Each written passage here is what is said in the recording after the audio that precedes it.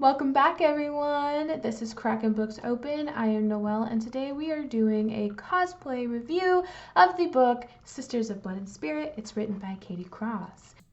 Sorry guys, I apologize ahead of time for the brightness of my video content. I've got a new camera. I just want you to see the up-close version of my cosplays today. And I tried to copy the cover. As you can see, there are some differences, but my face is represented by both Rin and Lark. So, my story involves two sisters. One's living and breathing, and quite frankly, doesn't feel like she deserves to be living. And then the other one is dead or deceased, and she has this really cool ability of growing alongside her sister. Allow me to introduce you to Lark. Hey, or whatever. I'm Lark. Some people describe me as snarky. I guess they're right. Who really cares at this point? My parents didn't want me. My classmates hate me. All I really need is my sister. She's the only thing that matters. Everyone thinks I'm the crazy girl. No one believes my sister is real or that I talk to her. My sister is great. If I'm being honest, she's too enthralled with my world. I know she longs to be here. I just wish we could switch. The other sister couldn't be more opposite. I'm Rinley. Rin for short.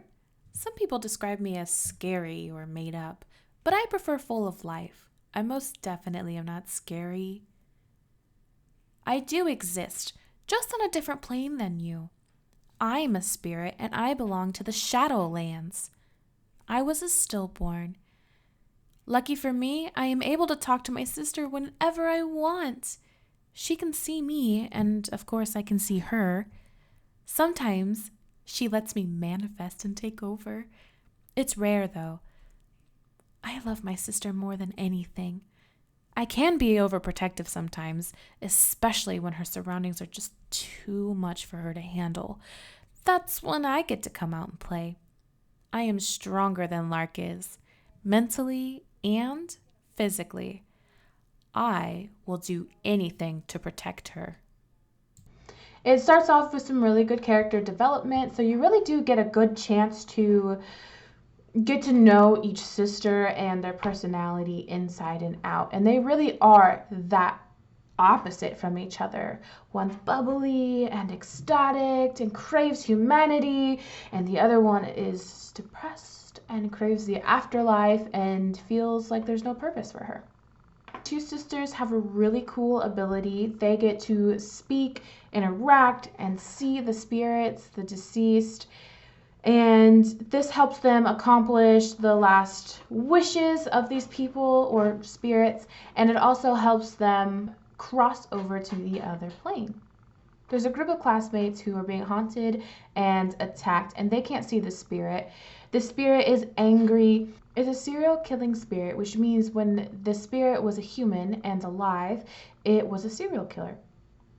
So when these kids broke into an abandoned asylum, the spirit marked them and is feeding off of them and injuring them. The girls decide to help, and to do this, they arm up with salt and iron, and they hold a seance to try to figure out the identity of the spirit. After they do this, they go and storm the asylum and try to get rid of his remains and battle the spirit and save the classmates. It's a lot of action going on in that section, but it's totally worth it. So there is a trigger warning. This book does have a suicidal episode and lots of violence. If that is something you want to stay away from, I would say do it. So this book does talk about suicide, but it's such a small length of time that they talk about it, and it's referenced about 2 or 3 times later on in the book, but as the accident. I personally don't think that that episode is enough to overshadow everything that's happening in the book.